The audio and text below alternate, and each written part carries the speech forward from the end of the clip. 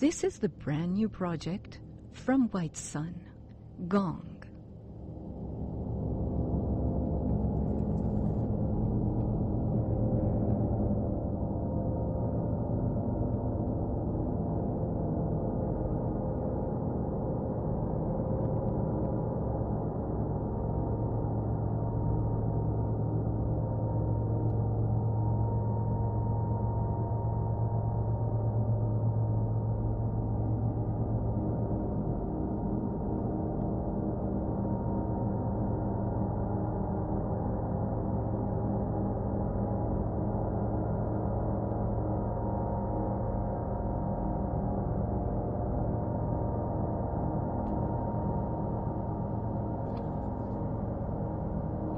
During this hour of the Global Village, I'm joined by Gurujas from White Sun. White Sun is a Grammy Award-winning LA-based band known for its pioneering musical interpretations of yogic mantras.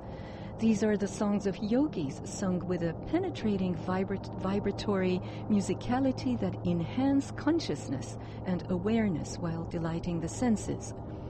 White Sun's music emphasizes the healing vibrations of mantra through the clear, profound lead vocals of Gurujas and the rhythmic foundations laid by band members Hari Jiwan and twice Emmy winner Adam Berry. But this new project, which is by Hari Jiwan, has no vocals. It is entirely performed on gongs. Hari Jiwan, unfortunately, is not available in town to be able to speak to us, but he has a phenomenal spokesperson and a very informed spokesperson in Gurujas, who is joining us right now on the Global Village on 90.7 FM, KPFK, Los Angeles. Hello, Gurujas. Hi, Yatrika. Thank you so much. So nice to have you back, Gurujas, and to talk to us about this new project, which is the universal sound of the gong. And now, I've heard that from the things that have been written about this album, that out of the gong comes all music, all sounds, all words. The sound of the gong is the nucleus of the word. Yes. The mind was created out of the sound. It is like the father and mother together, and the gong is the first and last instrument for the human mind. Can you explain that? Is this based on a specific system of thought or religion, or is this something that has been maybe explored scientifically? Hello? Hello? Gurujas? It seems like we lost Gurujas. We're going to try her back again.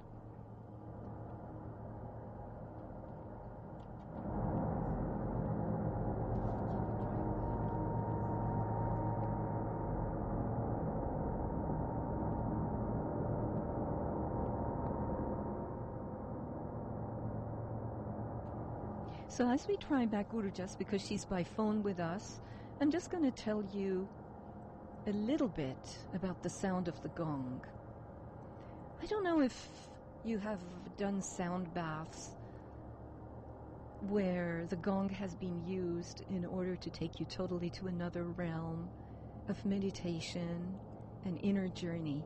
But if you have, then you'll know what I'm talking about, and also when you get a chance to listen to this recording in the privacy of your home and in silence, and listen to it loud. The sound of the gong allows us to move beyond the boundaries of the mind. And we have used our mind since birth to perceive the world, and through our mind we have constructed our own unique version of reality. Now Gurujas is back online, and she's here to tell us more about it. Gurujas, are you there? I'm here. Thank you for your patience. Yeah, we cannot lose you anymore, so hopefully you will stay put where you are. Before I was asking you that if the sound of the gong is the very first sound and the nucleus of the word, Where does this concept come from? Well, these come from the teachings of Yogi Bhajan, which come from the lineage of Kundalini Yoga. And the lineage of Kundalini Yoga is a very old system, and it was passed down orally until it started to be written down in Yogi Bhajan's lifetime. And he lived from 1929 to 2004 as the master of Kundalini Yoga, and he started teaching these things in the West. And they were previously kept extremely secret, and they were guarded secrets and not shared publicly unless somebody had proven that they'd earned the right to know something about the teachings. So now they are in almost every country of the world and widely practiced, and where everyone is able to have the gong and take advantage of the neuron repatterning that it can help with in the mind. So tell us about the healing benefits, and tell us about the 72 surs or strings and the crown chakra, the 1,000-petal lotus, which impacts each of these strings with vibration. Well, I love that you bring up the surs or the strings. The yogic way of talking about those strings, those surs, are to talk about how it's basically a way that the sound plays itself on our body vibrationally. But the way that you can talk about the surs in Western sciences, you can talk about them as being part of the nervous system. You can talk about them as being nerve endings in the body. And there's different points in the body that really contain the 72,000 nerve endings. And what happens when you play the gong is that from the top of the head, the soft spot on the baby's head, which in the yogis call the crown chakra, from that top of the head, the vibration goes throughout the 72,000 nerve pathways and sends energy through the system. And that energy that it sends through the system, when it's vibrated by the gong, what happens is that we can start to change our magnetic field. And all of our patterns, all of our thought patterns, everything that we've ever put into our minds to create our reality, that's all held in our magnetic field. And the gong is the only sound that we know of in the yogic writings that can actually change that magnetic field. So instead of experiencing an information shift, we experience an energetic shift. So when we take in new information, we take in new teachings, we can actually incorporate those teachings into real change, a real change in our basic magnetic frequency. Mm-hmm. It's not very easy to play the gong, is it? It's not just a drum. It takes a special art to be able to bring out that vibration. Tell us about how Jiwan does it. How long has he been doing this? It's true. It is a special art, and there's a lot of people that do it. And the reason why I listen to Hari Jiwan's gong playing is because he's been practicing since he was 18 years old.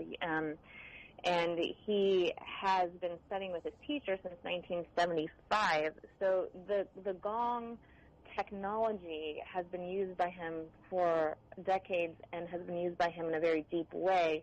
What the gong does is it amplifies the energy field of the player. And so inside of this particular player's magnetic field are many, many, many, many years of devoted, regular yogic practices. So that's why coming out of that magnetic field is something powerful. And when the gong is properly played, in this case by Hari Jiwan, the mind has between 3 seconds and 90 seconds to resist the sound of the gong. Otherwise, once you go past 90 seconds, the neuron patterns that have been flowing in all sorts of directions in our mind, they can start to vibrate at a higher frequency. And what that means is that it's easier for us to go through the changes that we want to go through. We all have negative thoughts. We all have weak thoughts, negative self-talk, or maybe we think negatively about the people in our lives or the environments in our lives. And I like to think of these negative neuron patterns as basically bad habits. We all have bad habits. We know what our bad habits are, and we know what our good habits are. And when we have a lifestyle composed of good habits, we're happy people. And we have a lifestyle composed of bad habits, we're unhappy people. And so what happens, the gong allows us to neurologically start to change our bad habits into good habits. And it's what's sort of difficult to believe, and yet has been tried and true for decades now, is that all you have to do is listen to the sound in order to affect the change. Yeah, so how different is it from reciting mantras in terms of the way that it actually changes our central nervous system, or it transforms the negative thoughts into more positive thoughts? Well, the concept is the same. I mean, the mantras and the gong conceptually are going to do the same thing. The gong itself is more of a primal sound. So, as you said, it's the nucleus of the word. Ultimately, it's what the listener prefers. But because Hadyuvan does put mantra underneath the gong when he plays it, he's chanting a mantra so that vibration is there. If you listen to NASA's recordings of deep space, or you listen to the recordings of the moon, for instance, you will hear songs that the planets sing. We call it the music of the spheres. You will hear it sort of remind you of the gong sound. Mm-hmm. And it's a very, very spacious sound. It sort of moves beyond the realm of time and space, the realms of our own psyche, and it's just more of a primal vibration. So if you like mantras, play mantras, and if you like the gong, play the gong. And what I do is I play them both all the time. Yes. But the nice thing about getting familiar with mantras is that you can hear them yourself and chant them yourself. The gong you have to play, but what's the way that I like to play the gong is I just turn it on in the background and forget about it. So I have one iPod here at home that is always playing the gong 24 hours a day, 7 days a week, and so it's always working for me, and I never have to think about playing it. Yes, it's a very circular sound. In my mind, the way that I perceive it, it's like it's all-encompassing. It's like it's all around you. Yeah. It's not linear. It's all, it's both very vast and at the same time very circular. Like you're in an egg, but you're also really wide in the universe. It's a cosmic sound. Yeah. When is this album coming out? It's called White Sun Gong. It comes out on Friday, the 27th. Oh, wow. Yes. But you can pre-order it today, and if you do that, then you're going to get a pre-order price of $3.99. It's kind of gift. And what is how can we pre-order it? Just go to iTunes and put in White Sun Gong, and you'll get that price until Friday. Oh, that's fantastic.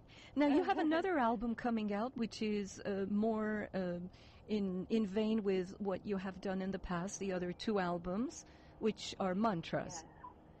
Yeah, we have White Sun 3 coming out, and it's going to be, I like to think of it as better than the first two albums because we're always challenging ourselves to do better. And I think that we have something special coming out. I think that we have something special to offer on White Sun 3. And it's difficult for me to even put into words because I think the songs sort of write themselves in a way, and they have their own consciousness, and they ask for certain song structures and certain words and certain rhythms and melodies, and then they want to be played with those melodies. And the nice thing about the gong versus the mantras, or the mantras versus the gong, is somebody who, for instance, they don't connect with the mantras, or they don't want to hear the mantras all the time. The gong is a sound that is very easy to listen to all the time. So it sounds, to you, it sounds like this circular cosmic thing, and I totally agree with that. It sounds that way to me too, but for somebody else who maybe isn't used to playing music in their home all the time, the gong might be an easier sound for that person to listen to. You could tell them it sounds like an appliance running, or you could tell them it sounds like white noise. Yeah, it's like a white sound, white noise. Yeah. Mm-hmm. And yet it's going to affect positive change that nothing else can do. Correct. So when is the new White Sun, not the White Sun Gong, which is coming out this Friday, but the other White Sun, when is that coming out?